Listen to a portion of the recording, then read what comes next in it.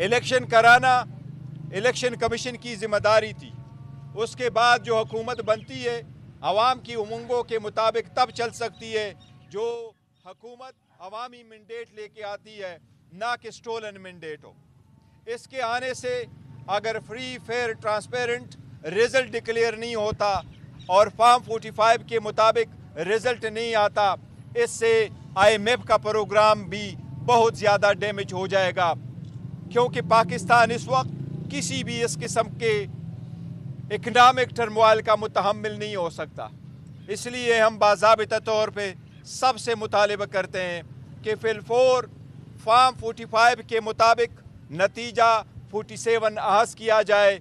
जो 80 सीट्स जिसके हम फिक्स फिगर देख चुके, उसके मुताबिक आप इलेक्शन डिक्लेयर कराए और उसके बाद कौमी असम्बली का इजलास आप बुला लें।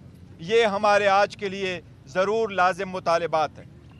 गौर साहब, ये बताइएगा जो आपकी MWM से मुज़ाकरात हुए थे, उसके बाद सुन्नी इत्तेहाद कौंसिल से हुए, क्या ये दोनों पार्टियां इस वक्त आपके उसमें है कि इन दोनों? देखिए, जो हमने MWM के साथ मुआहिदा किया था, बिल्कुल हमने MWM को सपोर्ट किया और उनके कुछ सीटें ऐसी थी कि हमने उनको सपोर्ट किया और उनसे जीते थे।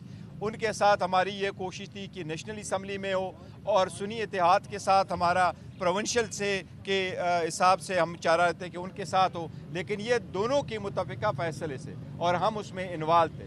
दोनों ने ये प्रेफर किया था कि एक ही पार्टी के साथ आप चले, क्योंकि हम दो प्रोविंशियल असम्बली में ऑलरेडी सुन्नी इत्तेहाद के साथ थे, लिहाजा ये फैसला किया गया था कि हम सुन्नी इत्तेहाद के साथ जाएंगे। कल भी हमने प्रेस कॉन्फ्रेंस की है और तीनों पार्टी के मुश्तरका और रजामंदी के साथ ये फैसला हमने किया है। इलेक्शन कमीशन जो इलेक्शन कमिश्नर से आप मुतालबा कर रहे हैं कि मुस्तफ़ी हो, क्या इस वक्त ये मुनासिब है कि वो मुस्तफ़ी हो और आपको जो आपके जो मुतालबात हैं वो पूरे हो सकें? मैं समझता हूँ कि ये बिल्कुल मुनासिब वक्त है चीफ इलेक्शन कमिश्नर के लिए कि वो अहदे से स्टेप डाउन हो।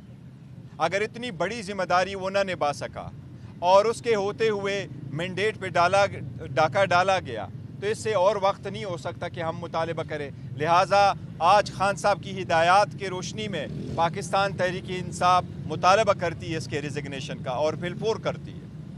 थैंक यू जी। और पाकिस्तान तहरीक इंसाफ के चेयरमैन इस वक्त मीडिया से गुफ्तगू कर रहे थे।